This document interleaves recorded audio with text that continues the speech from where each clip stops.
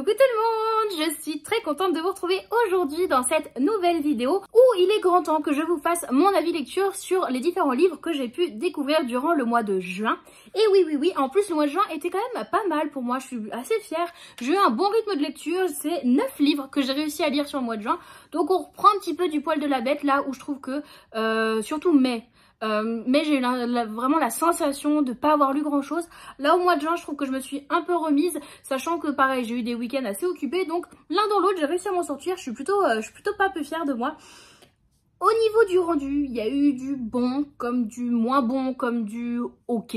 Le mois de juin a aussi marqué le début du Magicarium Book Challenge organisé par ma copine Émilie, dont je vous avais fait ma palle. Je vous mets le lien juste ici pour que vous voyez ma palle et pour que vous puissiez vous rendre compte si oui ou non j'ai réussi à pas mal la respecter. Spoiler alert, c'est pas trop mal. C'est pas trop mal. On n'est pas 100% là-dessus, mais c'est pas grave puisqu'il dure encore sur le mois de juillet, donc j'ai encore un mois pour bien avancer. Mais j'aurais pu mieux faire par rapport à ce que je m'étais dit de base. C'est pas bien grave, pas de stress. Il y a point S. On a des rêves par ici, attention.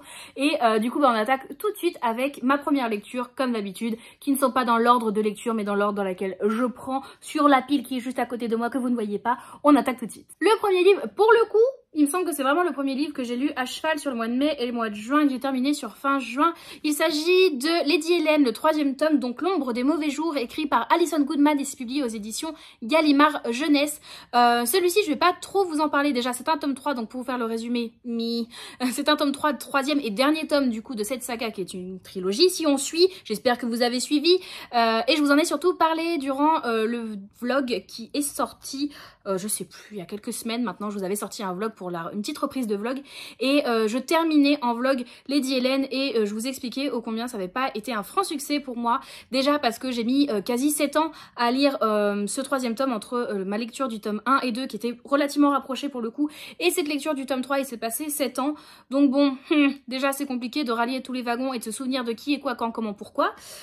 Ça a pêché pas mal pour moi et même je pense que je ne suis plus trop la cible, c'était vraiment trop young adulte pour le coup pour moi. Là où autant je lis encore du young adulte sans gros soucis, vous allez en voir, d'ailleurs je vais vous en présenter. Lui pour le coup, il y avait certaines choses que je trouvais clichés et peut-être aussi que le livre a 7 ans, enfin quasi. Il n'est pas sorti il y a 7 ans lui pour le coup, il est sorti peut-être en 2021. Oh quoique, en vrai ça fait que 3 ans dans ce cas-là si c'est 2021. C'est pas si vieux que ça. Attendez, j'ai peur de dire une bêtise. Il est sorti en 2018 en VO. Donc, ouais, si, quand même, il a un bon nombre d'années. Mais, ouais, je trouve qu'il est un peu cliché dans son exécution, dans ses personnages. Et puis, c'est ce que je vous disais aussi dans le vlog, vu que je l'ai lu pendant la parution de la saison 3 des Bridgerton sur Netflix. Finalement, à chaque fois que je lisais, que je retournais dans ce bouquin qui se passe pendant la Régence anglaise, dans ma tête, Régence anglaise égale Bridgerton. Donc, du coup, en fait, je pensais à Bridgerton. Je voulais consommer, soit regarder la série, soit regarder des interviews des acteurs, soit regarder des making-of de la série. Bref, je voulais voir du contenu Bridgerton et Lady Hélène faisait pas le figure à côté. Du coup, pour moi, boire, ça l'a pas fait. Et en plus, je voulais les présenter aussi dans mon book and haul. Je vais m'en débarrasser de cette trilogie complète. Voilà, c'était... j'avais un bon souvenir des 2 premiers bouquins, mais je pense que j'ai complètement raté le coche pour terminer cette trilogie, pour laquelle j'ai quand même vu passer des bons avis, donc ça peut être que propre qu'à moi aussi de ne pas avoir autant accroché. Le mieux, c'est de vous faire votre avis, mais je vous conseillerais de ne pas faire la même erreur que moi et de, sans forcément enchaîner les 3 tomes, mais au moins de ne pas laisser passer 7 ans.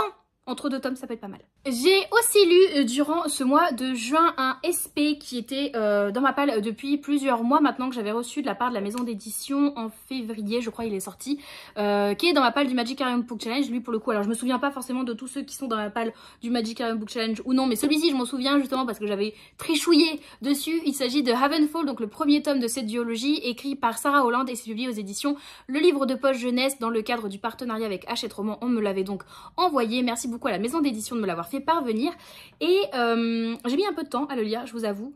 En plus je l'ai lu, j'étais pas mal en déplacement parce que j'ai eu une formation sur Paris durant le mois de juin. Après j'étais en week-end avec ma copine Ama, donc de Un livre à la main. Puis enfin vraiment je l'ai lu à différents endroits, dans différentes circonstances, que ça soit dans les transports en commun, chez Ama, à l'hôtel pour la formation, bref. Je sais pas pourquoi, je sais pas si c'est propre à moi, mais j'aime bien être dans un endroit qui est rassurant pour moi, que je connais, qui fait un peu cocon pour me sentir à 100% dans une lecture, pour me laisser, je sais pas, pour avoir cette sensation de sécurité. C'est pas vraiment le mot que je cherche, mais pour me sentir vraiment dans une safe place dans laquelle je peux me plonger à fond dans mon livre sans forcément être alerte de ce qui se passe autour. Là où j'ai plus de mal, quand je ne suis pas chez moi ou quand je ne suis pas dans un lieu que je connais déjà. Voilà, c'est un peu propre à moi, ce qui fait qu'il y a peut-être des moments où je lisais le livre en me sentant un petit peu éloignée du récit, vraiment pas forcément rentrée dedans. Ça n'a pas changé que j'ai bien apprécié cette lecture. Il y a certaines petites choses que, ouais, on sait du young adulte pour le coup, et l'héroïne, des fois, t'étais là, t'es un peu con quand même, elle est... Si je devais trouver un mot pour décrire cette héroïne, elle est un peu nunuche. Elle se fait avoir par des choses vraiment qui se voient, mais comme le nez au milieu de la figure, et elle fonce tête baissée. Même si elle est ado, quoique jeune adulte, je sais plus quel âge elle a. Je ne sais plus quel âge elle a, notre héroïne. Ouais, bon, il y a des fois, elle est un peu con quoi.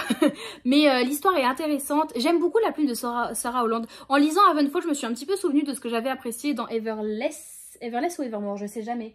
Dans Everless, qui est le premier tome d'une duologie précédemment sortie de l'autrice. J'aime bien sa plume, je trouve que c'est très fluide.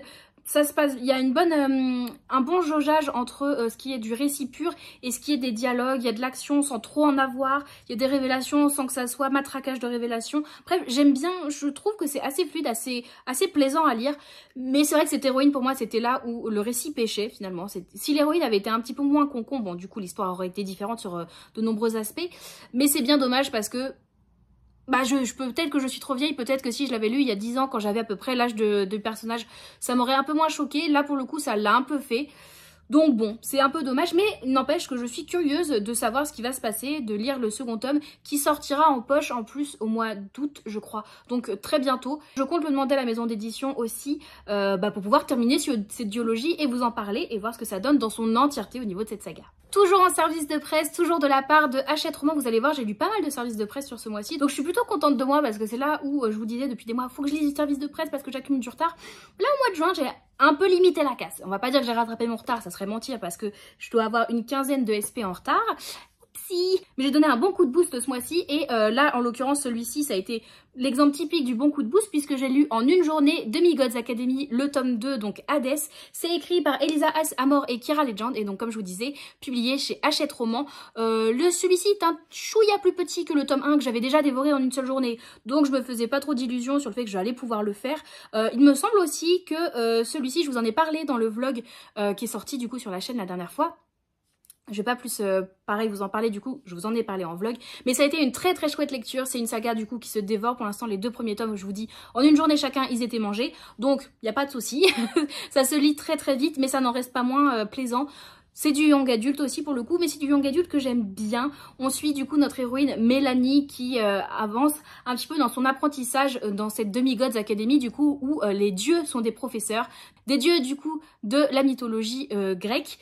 Et là cette fois-ci du coup va nous être présenté le personnage de Hadès comme peut le laisser penser le sous-titre. Hadès est un personnage que j'ai beaucoup apprécié et on découvre un petit peu plus de l'univers qui pour l'instant était encore un petit peu flou dans ce premier tome. On avance, après faut pas oublier que c'est un tome 2 sur une saga qui sera en 12 tomes, donc on avance mais on sent qu'il y a encore beaucoup de choses à exploiter et ça reste un petit roman. Là je crois qu'on est sur du 230 pages sur celui-ci. Ah ouais voilà, à peine 240 pages, donc ça se lit très vite. Le tome 3 sort aussi au mois d'août, je compte bien le demander à la maison d'édition puisque à chaque fois je passe un très bon moment de lecture sur cette saga et j'ai cru voir que vous étiez quand même plusieurs à commencer à cracouiller pour la saga. Je ne peux que vous encourager à la découvrir, vraiment je passe un bon moment. Après, ils sont proposés au prix de 12,90 €. Comme je vous disais, c'est une saga en 12 tomes. Donc je peux comprendre que vous n'ayez pas forcément envie ni la possibilité de mettre ce prix-là dans un roman qui peut être lu aussi rapidement et qui entraîne du coup d'autres achats par la suite. Mais dans ce cas-là, si vous ne voulez ou ne pouvez pas vous investir financièrement dans la saga, je vous invite vraiment soit à l'emprunter auprès de copains, copines ou de proches qui pourraient l'avoir, ou sinon de l'emprunter en médiathèque, bibliothèque. Ça peut vraiment faire l'affaire, ou vous regardez même en occasion, je sais pas du tout si en occasion ils se revendent bien, mais vraiment je vous encourage à les découvrir. C'est des lectures qui peuvent être pas mal pour entrecouper deux grosses lectures, par exemple, qui peuvent vous avoir pris pas mal d'énergie, de temps.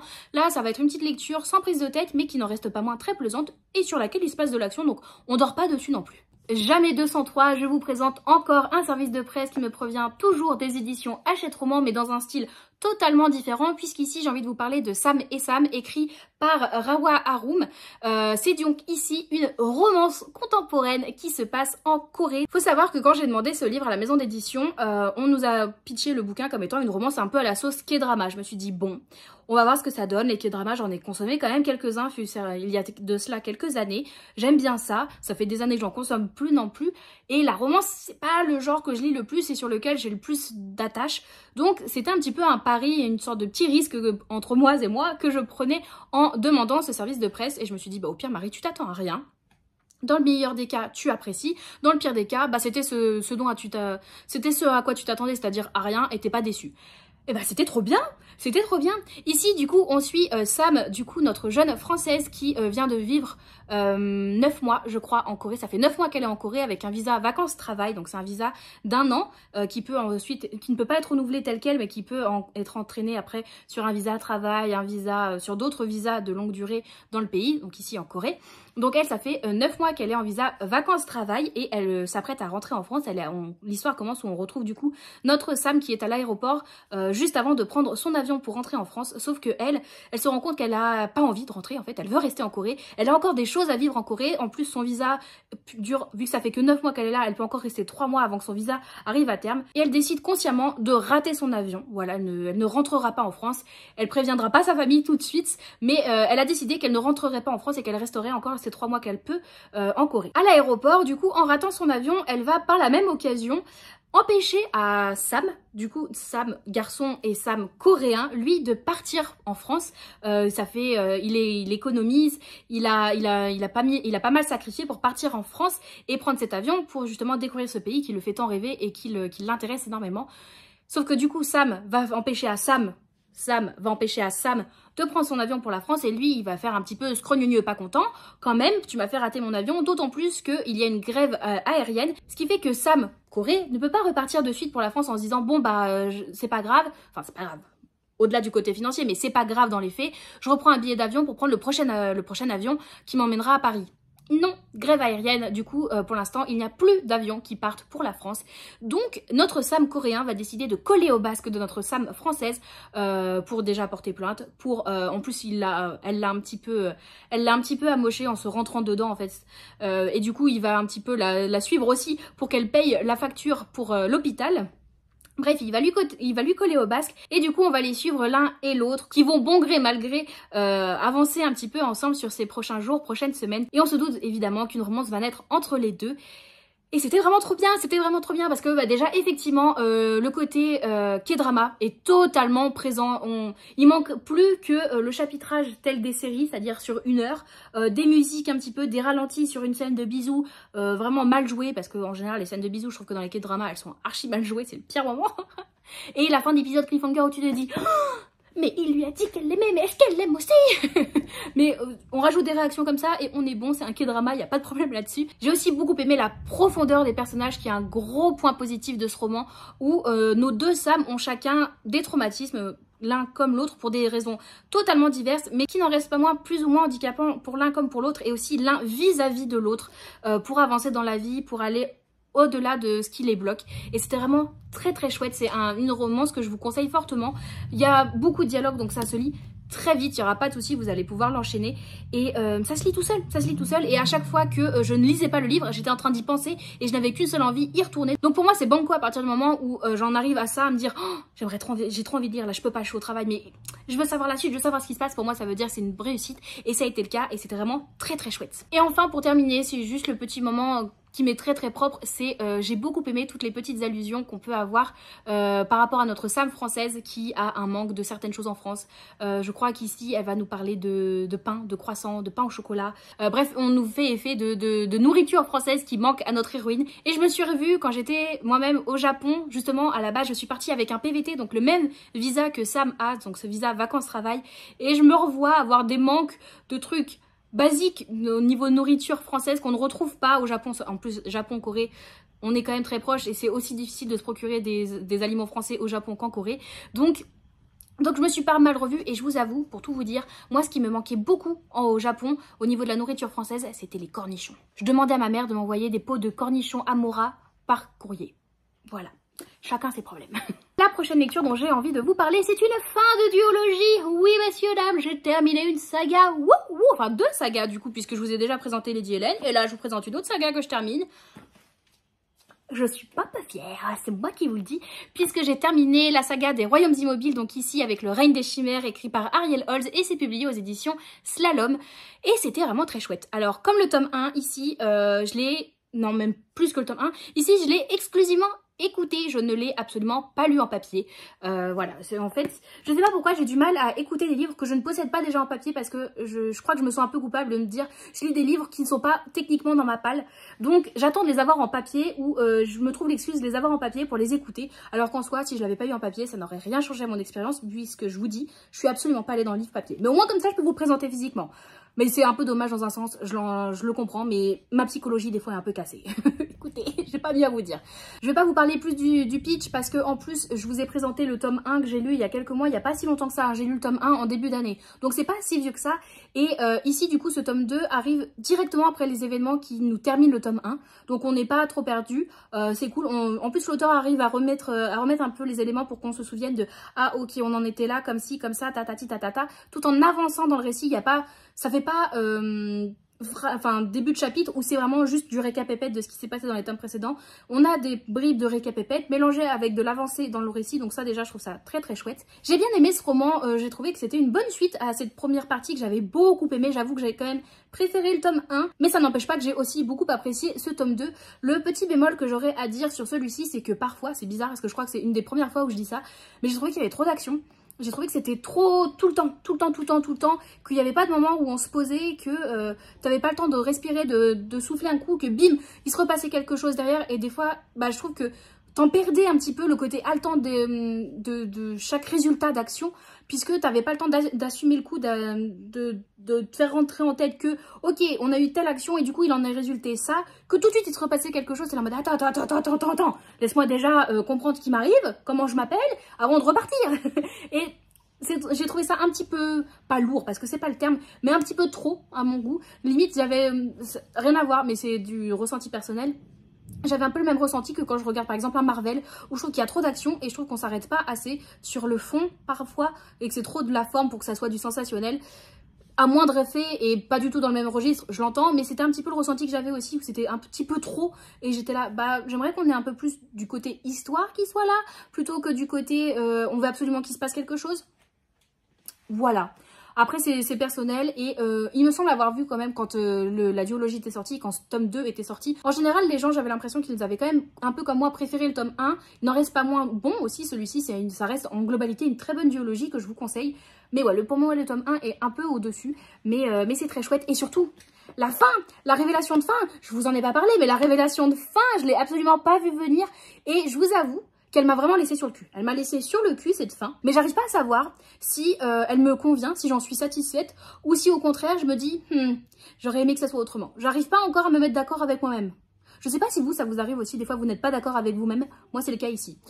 Mais cette fin, vraiment, par contre, elle m'a retourné le cerveau. Je me suis dit, ok, il n'y avait aucun moyen que je devine que ça soit comme ça que ça se termine. Vraiment, il n'y avait aucun moyen. Ouais, c'était quand même très très chouette et je ne peux que vous encourager aussi à découvrir cette duologie. Nouveau service de presse, mais cette fois-ci, je vais vraiment passer très rapidement dessus puisque dans un sens, je vous en ai déjà parlé en long, en large et en travers de façon plus approfondie. Puisque là, j'ai envie de vous parler de Ethel Dreams, du coup, le roman graphique écrit et illustré par Hayden Detera et c'est publié aux éditions Hachette Roman. Donc quand je vous dis que je vous en ai déjà parlé en long, en large et en travers, c'est parce que j'ai déjà lu le roman justement. Là où ici on est sur le graphique, j'ai déjà lu le tome 1 du roman et ce roman graphique ne reprend pas l'entièreté en plus du tome 1. Donc le roman reprend plus avance plus dans l'histoire, là où c'est moins le cas et plus survolé en plus. Alors on a quand même ce gros point positif d'avoir des illustrations en plus que je trouve magnifiques. Vraiment j'aime beaucoup les illustrations, je les trouve très très chouettes. Vraiment, hop, de toute beauté. Mais par contre, sous couvert des illustrations, c'est vrai qu'il est plus compliqué, même si les illustrations, comme je vous dis, sont très belles, il est plus compliqué même de véhiculer les sentiments des personnages, véhiculer les expressions faciales. Là où quand c'est décrit, bah, on visualise très bien. Là où quand c'est dessiné, ça peut être plus difficile. C'est plus difficile de suggérer, en tout cas, un ressenti, une émotion d'un personnage à travers ces expressions faciales. Donc, il y avait parfois où ça faisait plus en surface, plus superficiel sur le ressenti des personnages et aussi au niveau de l'histoire, on avance beaucoup plus vite sur les différents éléments. On prend moins de temps pour nous expliquer ceci, pour nous expliquer cela. Ça n'en reste pas qu'on n'est pas paumé dans l'histoire, on comprend très bien, il n'y a pas de souci. Et je ne pense pas vous dire ça parce que j'ai lu le roman. Je pense que vraiment, le roman graphique, si vous ne voulez pas lire le roman écrit, vous pouvez carrément vous satisfaire du roman graphique, il n'y a pas de souci. C'est un très bon support. Pour le coup, en ayant lu les deux, je préfère le roman écrit plutôt que le roman graphique. Mais après, c'est personnel. Mais je trouve que ça n'en reste pas moins un très très bon plus. Et je sais que vous êtes plusieurs à m'avoir demandé, est-ce que tu conseilles de commencer plutôt par le roman écrit ou le roman graphique? Vraiment, c'est une question à laquelle je ne saurais pas vous répondre. Ayant lu le roman avant le roman graphique, j'aurais tendance à vous dire de faire la même chose. Mais je pense que aussi le roman graphique, ça peut être une bonne façon de rentrer dans l'histoire, de voir si vous appréciez, de voir les dessins en plus, c'est fortement appréciable. Et si vous trouvez justement que c'est un peu trop superficiel, là vous pouvez lire le roman et vous allez en apprendre beaucoup plus. Donc ça sera plus encourageant, je trouve, pour continuer la suite. Aussi, dernier petit bémol que j'ai sur ce roman graphique, j'ai trouvé difficile en fait de comprendre, de me rendre compte de la temporalité des événements. Alors, faut savoir que il y a un système qui est fait ici pour nous faire comprendre que le temps passe. Sauf que pour moi, c'est trop flou et ça reflète pas bien. Enfin, c'est pas clair, c'est pas logique pour moi. C'est pas. J'aurais pas fait ça comme ça. Si on m'avait demandé mon avis, j'aurais pas fait ça comme ça. En gros, je vais essayer de vous en trouver une, mais évidemment, quand j'en cherche une, ah voilà. En gros, vous allez avoir par moments, donc vous voyez des moments de réflexion. Vous voyez, c'est pas des bulles parce que c'est pas du dialogue pur, mais c'est des moments où on est dans du récit. Et certaines fois, vous allez en avoir qui sont vides. Et ça, en fait, ça exprime justement le temps qui passe. Sauf que, d'accord, il se passe du temps, mais il se passe combien de temps? Dis-moi, il se passe 2 heures? Il se passe 3 jours, il se passe 2 semaines, il se passe 4 ans, je ne sais pas. Et j'ai trouvé ça un peu dommage parce que c'est un peu plus compliqué, par exemple, de comprendre l'attachement que peuvent avoir 2 personnages l'un envers l'autre, puisque tu peux te dire, bah, en fait, ils se connaissent depuis 2 heures, alors que, parce que tu as eu ce petit truc-là, t'es censé comprendre que, en fait, il s'est passé plusieurs mois. Donc, dans ce cas-là, leur attachement a un petit peu plus de sens. C'est un exemple parmi tant d'autres, mais c'est le petit truc que je trouve dommage, là où j'aurais préféré qu'on m'écrive 3 semaines plus tard. Comme ça, au moins, c'est clair, net et précis. Tu te poses pas la question de te dire, mais attends, il s'est passé combien de temps? Voilà. Mais n'empêche que c'est un roman graphique que vous pouvez totalement découvrir. Il est proposé au prix de 17 €. Ce que je trouve relativement correct, sachant qu'on a quand même, on a un roman graphique entièrement illustré en couleur. C'est quand même sympathique et vous avez une histoire que j'avais déjà beaucoup appréciée dans le roman. Donc ça, l'histoire ne change pas. Le dernier service de presse que j'ai lu ce mois-ci est encore une fois, et pour la dernière fois ce mois-ci, des éditions Hachette Roman. Il s'agit de Invisible et c'est écrit par Eloy, je ne sais toujours pas, Moreno. Donc c'est un livre qui initialement est sorti en espagnol, puisque l'auteur est espagnol. Et je l'avais demandé à la maison d'édition, je crois que je vous le disais quand je vous le présentais dans ma palle, je l'avais demandé à la maison d'édition, puisqu'une adaptation est prévue en série sur Disney+, qui sera disponible, je sais pas trop quand, j'ai pas vu plus d'informations sur une date possible de disponibilité sur la plateforme. Mais en tout cas, c'est prévu pour être adapté en série. Et je vous avoue que pour moi, je m'étais dit, ok, le thème peut bien me tenter. Puisqu'ici, on va nous parler de harcèlement scolaire, je me suis dit, ok, c'est un sujet sur lequel je suis curieuse. Et du fait qu'on nous parle d'une adaptation en série, ça doit quand même prouver que le roman est pas dégueulasse. Effectivement, le roman était vraiment très très chouette. J'ai beaucoup aimé cette lecture. Je vous avais dit que j'avais des attentes, puisque le thème étant assez générique, le harcèlement scolaire, on l'a déjà vu traiter de 1001 manières. Il faut quelque chose de novateur. Pour moi, il fallait quelque chose de novateur, vraiment quelque chose qui change de ce qu'on a déjà vu. Et ça a été le cas pour moi, ne serait-ce que dans la mise en page déjà, où vous allez avoir, je sais pas si vous allez vous rendre compte, on a des chapitres très très courts. On a des chapitres qui, grand maximum, vraiment vous tournez chaque page vous avez un début et une fin de chapitre. Voilà, vous avez des chapitres qui font maximum 4 pages. En fait, le récit va commencer par le résultat de ce harcèlement scolaire, où on est projeté là-dedans, avec le point de vue de la victime de ce harcèlement, qui nous relate de façon très floue, très imagée, ce qui lui est arrivé et ce que cette personne est en train de vivre maintenant, son ressenti. Et c'est en flashback comme ça qu'on va revenir sur les différents éléments et comment notre victime ici de harcèlement, on est arrivé à penser qu'il avait des super pouvoirs, dont celui d'être invisible. Et en fait, on va comprendre tellement de choses au début où on se dit, mais en fait, il est bizarre, cet enfant est bizarre, puisqu'on est au collège ou au collège, je crois. Donc on est sur un pré-ado, où là où au début on va se dire, ouais, il est bizarre, je pense qu'il a des problèmes psychologiques, en fait, pas du tout. On va comprendre la psychologie de ce personnage qui est si attendrissant, qui finalement s'est créé des barrières et s'est créé des protections pour justement minimiser un petit peu tout ce harcèlement qu'il vivait, et c'est vraiment très beau. Là aussi où j'ai beaucoup aimé ce roman, c'est qu'on va avoir différents points de vue. Là où vous savez déjà que de base, j'aime beaucoup le fait qu'on ait différents points de vue dans un roman. Là, je l'ai trouvé d'autant plus pertinent puisqu'on va avoir le point de vue donc du coup de cette victime, de la famille de la victime, d'amis de la victime, du harceleur et d'un professeur qui est témoin de tout ça. Et en fait, j'ai trouvé ça tellement pertinent, tellement intéressant de nous proposer tous ces points de vue, puisque finalement on va se rendre compte que qu'on soit n'importe où, qu'on se place n'importe où par rapport à ce harcèlement, qu'on soit de simples témoins à vraiment proche de la victime ou harceleur nous-mêmes, on a un rôle à jouer. On a un rôle à jouer, on a une psychologie qui fait qu'on ait tel ou tel rôle à jouer, qu'on fasse telle ou telle chose ou qu'on ne la fasse pas, mais ça nous permet de nous rendre compte que vraiment on a tous quelque chose à faire sur que ça soit dénoncé, que ça soit aidé, que ça soit arrêté, que ça soit en parler, on a tous quelque chose à faire. On peut pas dire que ça ne nous regarde pas. À partir du moment où on est ne serait-ce que témoin de harcèlement scolaire, qu'on est au courant de harcèlement scolaire, enfin quand je dis scolaire, que ça soit de harcèlement scolaire, professionnel, sexuel, que ça soit n'importe quel type de harcèlement, on a tous un rôle à jouer en fait. On ne peut pas juste se dire ça ne me concerne pas, ça ne me regarde pas, je ne connais pas la personne qui en est victime. Oui, certes, tu la connais pas, mais on reste humain, on reste... Enfin, je sais pas, on part du principe qu'on est tous bienveillants et on aime tous s'entraider, non? Enfin, c'est peut-être personnel, hein. Mais bref, ce livre va tout remettre en question et je l'ai trouvé tellement beau, la plume est poétique, cet enfant est si touchant. Vraiment, lisez-le, il se lit très vite dans le sens où bah, c'est des chapitres très courts, il n'est pas énorme, mais il est fort en émotion, il est vraiment très beau et il apporte un vrai plus sur cette thématique du harcèlement scolaire qu'on a déjà vu. Pour moi, vraiment... il est à découvrir. L'avant-dernière lecture que j'ai pu faire du coup sur le mois de juin, c'est la lecture commune. On va terminer en fait par les deux lectures communes du mois. Donc la première, c'est la lecture commune sur le Discord avec le premier tome de L'épée, la famine et la peste, écrit par Aurélie Wellenstein et c'est publié ici chez Scrinéo. C'est donc un premier tome d'une duologie qu'on a découvert ensemble. Et du coup, déjà, moins de gens pouvaient être intéressés sur cette lecture commune de base du fait que nous avons, par exemple, des araignées fortement présentes dans ce récit où tout tourne autour justement d'une peur ou d'une admiration, suivant le point de vue, des araignées, de leur toile, des capacités qu'elles peuvent insuffler aux humains. Donc déjà, tous les arachnophobes du serveur Discord étaient là en mode non, bah je vais pas faire ça. Vous avez bien eu raison, puisque là où au début... le pitch est assez vague sur l'importance des araignées, on le comprend très vite dans le récit. Oui, les araignées sont importantes et elles sont décrites. Donc déjà, je vous le dis, si c'est un livre qui vous tente mais que vous-même, vous ne supportez pas tout ce qui a attrait aux araignées, passez votre chemin, ça sera une lecture difficile pour vous, je vous le dis. Je me mets carrément à votre place parce que si c'était des papillons à la place des araignées, j'aurais été incapable de lire ce bouquin étant moi-même phobique des papillons. J'aurais pas pu. Donc les arachnophobes, vraiment, passez votre chemin, vous évitez bien des douleurs de lecture. Sinon, dans cette histoire, on suit du coup 3 personnages dont j'ai mangé les noms. On suit, on nous les dit pas en quatrième de couverture, j'ai mangé leurs noms.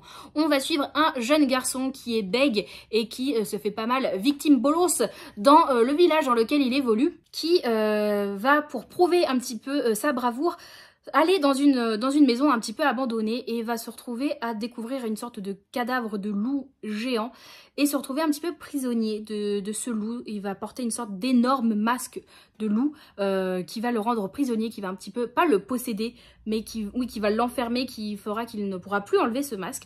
On va suivre déjà ce personnage en premier lieu. On va aussi suivre une jeune fille qui vit toute seule avec son père qui est alcoolique, qui n'est plus du tout présent pour elle. Elle travaille à l'usine et elle a perdu sa mère il y a quelques années puisque sa mère a été exécutée étant elle-même une tarantula, je crois que c'était. Bref, elle était une araignée là où dans cet univers de fantasy, les araignées ont un peu détruit une partie du monde en formant des toiles partout et en conconisant, je ne sais pas comment dire, en enfermant dans leur cocon, en conconisant, j'aime bien le verbe conconiser, ça fait un peu dire t'es un peu concon aussi, mais en conconisant l'ancienne capitale. Du coup, les araignées sont craintes et du coup, toutes les personnes, donc les femmes, qui sont suspectées d'être des araignées, et il y a différents types d'araignées, dont les tarentulas, sont exécutées par les autorités. Et c'est le cas de la mère de notre deuxième protagoniste principale qui va elle-même se retrouver à être soupçonnée d'en être une et qui va être enfermée. son destin va bien avancer, vous vous en doutez. Et enfin, le troisième personnage que nous suivons, c'est cette fois-ci un vétéran de guerre justement qui était parti en croisade contre les personnes vénérant les araignées, puisque là où elles sont craintes par une grande majorité, il y a quand même une minorité, surtout dans d'autres territoires, qui les admirent, qui font un petit peu la secte. C'est une secte envers les araignées, pour dire que c'est une divinité, l'araignée, bref, que si elles sont arrivées, si il s'est passé ça, c'est qu'il y avait c'était d'ordre divin en fait. Donc on va suivre notre troisième personnage qui est donc un vétéran qui a perpétué pas mal d'horreur envers ces personnes-là et qui se retrouve sans sous. Sa femme et son fils sont décédés et il est un petit peu comme une âme en peine. Et il va se trouver un but à sa vie et pour se défendre au quotidien et arriver à son objectif, il va mener une sorte de quête pour apprendre certaines choses et au fur et à mesure du récit, relativement rapidement, nos trois personnages vont se retrouver ensemble pour avoir une quête commune et vont évoluer ensemble. Je vous en ai déjà bien parlé, je vais pas aller plus loin dans les détails, mais voilà, le point est bien posé. Et c'était vraiment très très chouette. Alors, j'aime comme d'habitude l'alternance de points de vue, ça n'a pas dérogé à la règle ici, j'ai beaucoup apprécié. J'ai beaucoup aimé la fille, du coup notre supposée araignée, que j'ai trouvé très touchante. J'ai eu un petit peu plus de mal avec notre vétéran, que j'ai trouvé détestable par moment, mais c'est un petit peu le caractère aussi, je pense, que l'autrice a voulu lui donner. Il est pas mal colérique par exemple, et il va beaucoup faire valoir que c'est un petit peu le seul adulte parmi ce trio, et voilà.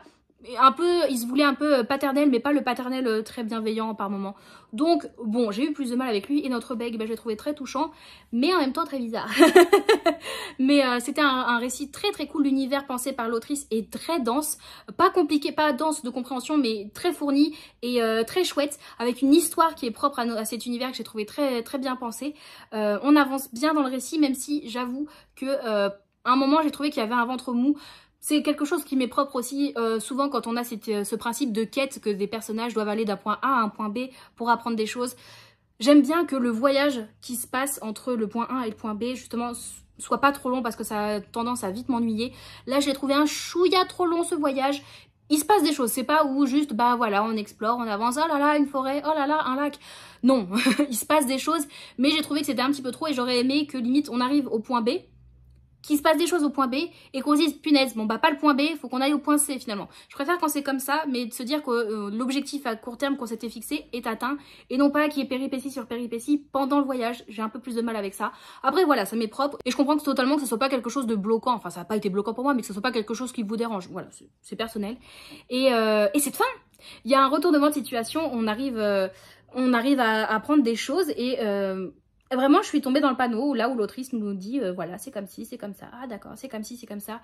Et à la fin, il se passe un truc où elle te disait haha, tu pensais que c'était comme ci, comme ça. C'est pas comme ci, comme ça. Et tu fais mais tu m'avais dit que c'était comme ci, comme ça. C'était un petit peu ma réaction. Et donc, on termine ce tome 1 en se disant mais si c'est pas comme ci, comme ça, c'est comment alors? Et voilà, fin, faut lire le tome 2 pour le savoir. Merci! Merci beaucoup. Mais non, j'ai vraiment beaucoup apprécié et je vais faire en sorte de lire le tome 2 rapidement parce que déjà, ça me permettra de terminer la duologie et visiblement, j'ai bien terminé des duologies en ce moment.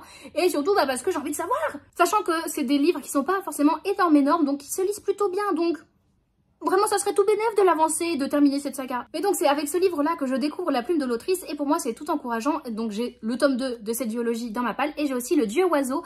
Donc, c'est très encourageant pour continuer de découvrir la plume de l'autrice et trop contente que vous l'ayez choisi pour la lecture commune. Et enfin, la dernière lecture que j'ai pu faire sur le mois de juin, c'est de nouveau une lecture commune et c'est celle du Fairyloot du mois avec Darker by Four et c'est écrit par June Sieltan. Déjà, je vous rappelle ô combien il est magnifique.